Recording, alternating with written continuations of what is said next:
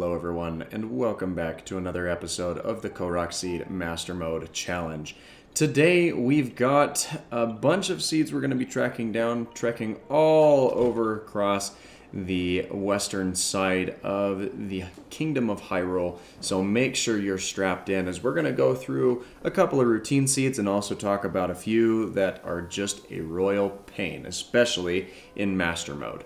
So be sure to like and subscribe for more daily content, and let's jump into the seeds of today's video. So the first seed that we're going to be looking at is a shooting puzzle that we'll need to do. There are about 5 balloons that are spinning around in different sections of this pillar. One of them goes in a large circle all the way around the pillar you're sitting at, and the others tend to go around in smaller circles just in varying degrees of speed. So get a read on where they're supposed to be, lock onto where they are, and you should be able to hone in on them exactly when they come through. I actually don't think that I loosed a single arrow in vain there. Seed number 622 is going to be down below the top of that cliff or plateau where we got the last set of seeds, and there's a little cave that retreats down in here. This is going to be an apple that we need to drop into this tray, and then we've doubled our apples at least from this particular puzzle. We've got over 100 of them in our inventory, so another couple to add to our pile and collection. Seed number 623 is going to be one that we need to dive or drop into the center of the lily pad ring. I've messed up the last couple of those mainly because I fell rather than dived. But at the end of the day, we get the seed, so there's not a whole lot of complaining left to do here. Seed number 624 is going to be atop this pillar. It's a time trial pad that's going to take us from this stone pillar to the other stone pillar across the way. There are a couple of enemies that could cause you some trouble if you're not careful, but here I do decide to just avoid them completely. Running up the side of this little formation will get us a good chunk of the way up this pillar, allowing us to conserve some of our stamina and time in getting up to the top here. I do go ahead and jump a couple of times. That's because I'm at this point confident that I've got plenty of stamina to make it up, and we do, and we are able to claim the seed from this location for ourselves and move right along to the next one, which is going to be seed number 625. This is a set of flowers that we need to go around and find them or interact with them in their increasing order. It actually makes you go in kind of a star pattern. And it's been a minute since we've done one of these types of puzzles, and they are quite fun. This one is pretty easy in all things considered because the flowers are all grouped together. They're not hidden at all. Seed number 626 is going to be a ring puzzle that we'll need to complete with with just this one boulder that's tucked back here in the background. We can walk that over to the little gap in the ring, drop it into place, and grab the seed from this spot before moving across the canyon to track down the next seed of our adventure, which is going to be seed number 627. And this one is another time trial. I typically try to speed these ones up, but you hear that there's kind of a thud in the background here from that shooting star that comes across the top of the screen, and a little dust plume that comes up. Now, I've seen plenty of shooting star fall. I've never been close enough to one to see that it kicks up a bunch of smoke or dust. So that was a really cool interaction to see, and kind of a once-in-a-lifetime thing. And now that we've found or seen that it's dropped so close to us, we'll want to make sure that we pick it up. But because there's a wolf that's going to cause me some problems and an electric keese as well, we've got to take these guys out. And apparently the game didn't want you to see the wolf going down. It did happen though, so sorry for those wolf lovers out there. Seed number 628 is going to be another shooting puzzle. This one is a little bit more intensive, where we've got some balloons that drop up and down. They do have some varying speed to them as well, with the one in the center being the fastest. But as long as you can get kind of a feel for your arrow speed and how far the shot is, you're going to be able to track that down within a couple of tries, no problems. And we move on to seed number 629, which is going to be a simple Korok hiding underneath a rock. And this is the first one of this caliber that we've seen in today's puzzle, so we'll go ahead and do the time-honored tradition of dropping the rock right back down on top of his head before moving to the base of the canyon. Well, at least I do eventually. I thought for a minute that this seed was going to be atop the windmill because we saw one of those in last week's episode, But as we make our way to the bottom here, you'll see that there is a singular acorn hanging on a chain that we can take out with a singular arrow shot. And because time kind of freezes during this animation, you'll even see the arrow that we used to break that acorn hanging out right there in the background. Seed number 631 is going to be a small rock underneath this stone slab. Use a couple of Octorok balloons. That's the best method that I've found with those because it really helps to conserve on weapon durability instead of using stasis. And we can grab this Korok seed from under the rock. We've got to give him a little bit of shelter before this pillar comes crashing down and then get out of the way ourselves.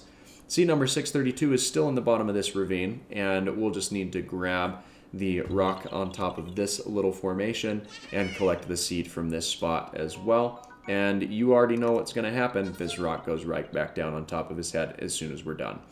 Seed number 633 is up a little bit higher on the canyon wall. It's a simple magnesis block puzzle that we'll simply need to move this one from the formation on the left to match the top block in the formation on the right. You don't have to position it perfectly as long as you get it in the general area. It will snap into place, which is always good to see.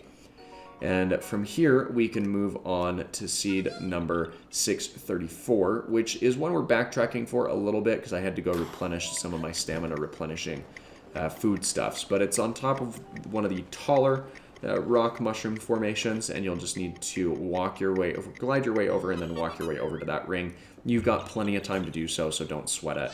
You're not pressed for time really at all with that time trial there. We can now move forward into seed number 635, which is the last seed that I'm aware of that's down in the bottom of this ravine, which is going to be atop this flagpole. And as we make our way up to the top, we will be able to interact with a set of fairy lights up there. And the nice thing about this ravine is it does exist on the edge of the desert type area, or the arid climate, so you never need to worry about it raining, as it will always be dry and sunny here. Well, not always sunny, because when the sun goes down during the night, of course, it's not going to have the sun beating down on you, but you get my point. You don't have to worry about rain ruining your chances at success here. And in case you weren't aware, that is the golf course, the top of the flag at the golf course that's down there at the bottom of the ravine. Seed number 636 is going to be another set of flowers we need to interact with. You've just got to be cautious and walk your way around. That tree went down per a lightning strike as we were making our way over here. But just make sure that you don't accidentally wander into any of the higher quantities of flowers before it's your time to actually walk into them, and you'll be fine. It takes you a minute to figure out that that one flower is up on the top of the little structure, but it's not really that hidden. Seed number 637 is going to be a time trial that's easy enough. You can jump your way up onto this cliff edge, and the destination is just in the edge of the snow type area. And at night it gets very cold, so you will either need cold level resistance 2 or make sure that you have a flame weapon on hand that you can use to help raise your body temperature. Now this seed 638, is the least favorite seed of mine that I have interacted with in the entire series, and that's due to the fact that it is very difficult to get that rock up on top of this pillar. I tried using a couple of Octorok balloons, I tried using stasis, a combination of stasis and Octorok balloons, until I just resorted to trying to throw it up onto the ledge to see if it would stick, maybe trying to stasis if it got stuck. But that is, at this point in time, going down in the book is my least favorite and most difficult seed. This one here, seed number 639, we've talked through a lot of it already, but there is a set of boulders up on top of the cliff. You'll basically want to set a save point up there, push the boulders down off of the cliff until one of them sticks around the area of the hole, and then use either pushing or stasis to actually get the boulder into the place where it's needing to be. So that one can be a little bit tedious, but it's not nearly as bad as the previous one. It didn't leave a bad taste in my mouth. Now seed number 640 is probably easy enough in regular mode, but this, as far as I can tell, tends to be a little bit of a more difficult Korok seed because of the Master Mode challenge. And that is because we have a couple of increased difficulty bosses, or enemies, I guess I should say, that are kind of safeguarding the cube that's over at the edge of this little rock archway. And I'm currently climbing my way up the side of this cliff, trying to gain my composure and get up to the top area, because I failed this one a couple of different times due to the enemies that are located here. So you'll see as I make my way up the side here, the bokoblins from down below, they're sounding their little trumpets and alerting the guys up here to my presence.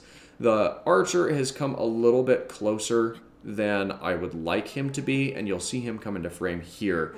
And just as I get within range, he starts taking a couple of shots at me, and in an effort to not die, I end up using my leap to get up to the top of this ledge and kind of out of his range. And because I don't want to have to fight him, I'm just going to use some of my resources, particularly my bomb arrows. I hit him in the face with the hopes that he would fly off the edge, and since that didn't work, I then aimed down to the side of his feet to definitively blast him over the side. Now we just need to do the same thing for this guy. The fortunate thing here is he is a melee combatant rather than a ranged combatant, so we can kind of track onto him a little bit better and more efficiently blow him off the edge before progressing down to claim our goods in the form of this metal cube.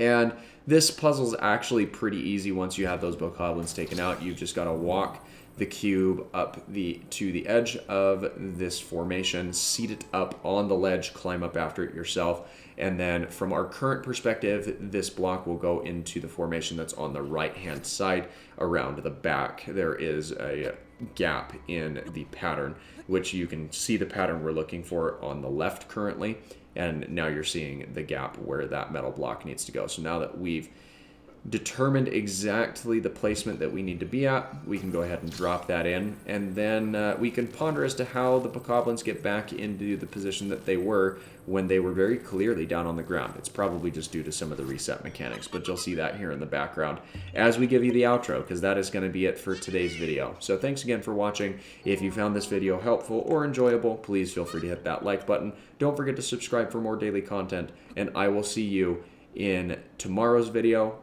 And I hope for now you have a fantastic rest of your day. Bye-bye.